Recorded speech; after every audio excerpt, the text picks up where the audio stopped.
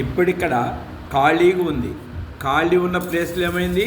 ఇది వచ్చింది అంటే కనిపించింది, మళ్ళా ఉన్నది, మళ్ళా పోతుంది. అట్లాగే మొదట నిరాకారంగా ఉంది, దాంట్లో ప్రపంచం కనిపించింది, ఉంటుంది, పోతుంది.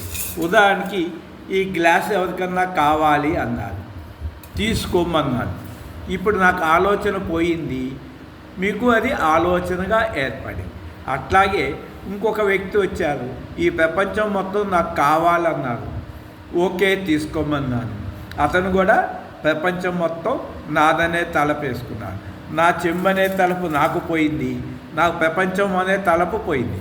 వారు చెమ్మనే తలపు వేసుకున్నారు, ప్రపంచం అనే తలపు వేసుకున్నారు. ముగ్గురు నిద్రపోయాం.